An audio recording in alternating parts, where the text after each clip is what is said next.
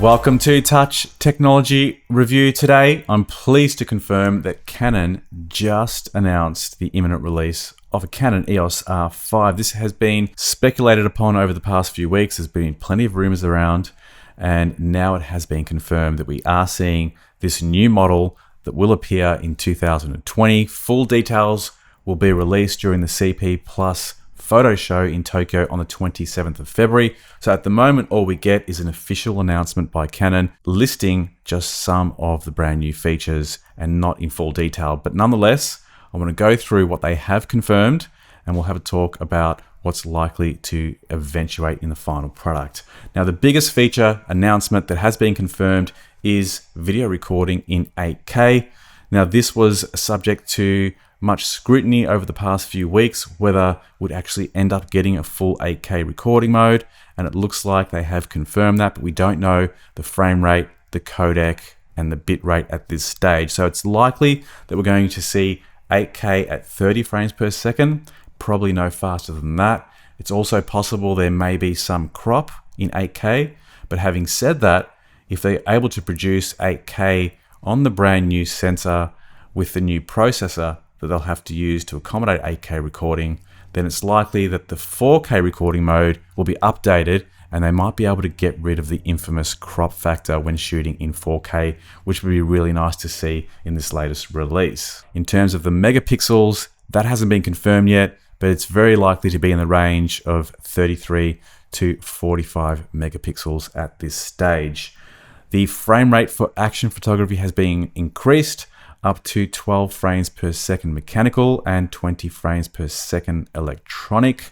Now, this is the top end limitation of the frame rate. So depending on which modes you're using, if it's in servo AF, you might see a reduction in the total frame rate, and that hasn't been confirmed at this stage either. But nonetheless, it's a big upgrade from the previous EOS R, which had a frame rate of 5 frames per second when shooting with servo AF and 8 frames per second continuous shooting when locked in focus. Next up is confirmation that we are going to see dual card slots in the EOS R5. This is truly a professional feature as it allows you to back up your photos as you go.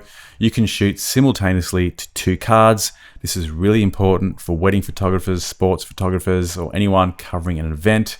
If you want absolute mission critical photography, you have the opportunity to back up as you go along. So that, I think, is a very important feature for the professional. And the other highly sought after feature that has been confirmed on the EOS R5 is IBIS, and that means you get in-body image stabilization. And furthermore, they have confirmed it's going to work in concert with image stabilization on your existing lens lineup, which means that you're going to get really stable shots, whether you're shooting video or whether you want to do handheld photography without a tripod and get access to extra stops and shoot at lower shutter speeds. So IBIS is a great feature for the professional and any photographer really wanting to get the most stable shot in both still and video circumstances. Taking a look at the video Canon created for this camera, we can see that the body itself looks almost identical to the previous EOS R, but as we spin around to the back, we can see some minor cosmetic changes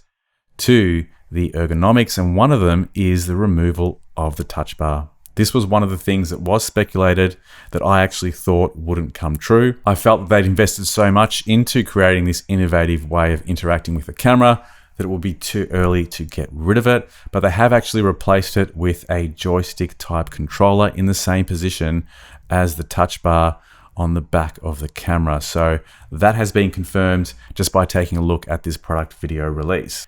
That then leads on to the next point that we wanted to take a look at as to whether this will replace the EOS R or be added in addition to the lineup. So I think given the fact that the body is identical and the fact that this is clearly aimed at the professional photographer, this is now going to be positioned as the pro mirrorless camera at the higher price point. So currently the EOS R comes in at around $2,000 US, depending on where you live, but this will be positioned at a higher price point, most likely at around $3,000 to $3,500, I would suggest.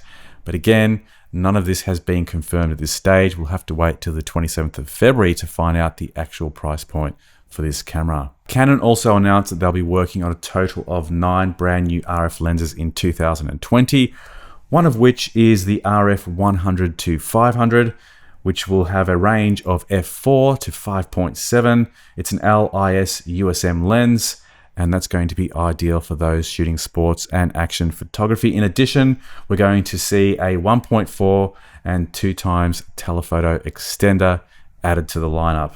So as mentioned, this is just the initial confirmation provided by Canon at this stage. Full details to be released on February the 27th, and I'll provide a follow-up video on the topic then. Thanks for watching. See you on the next one. Bye for now.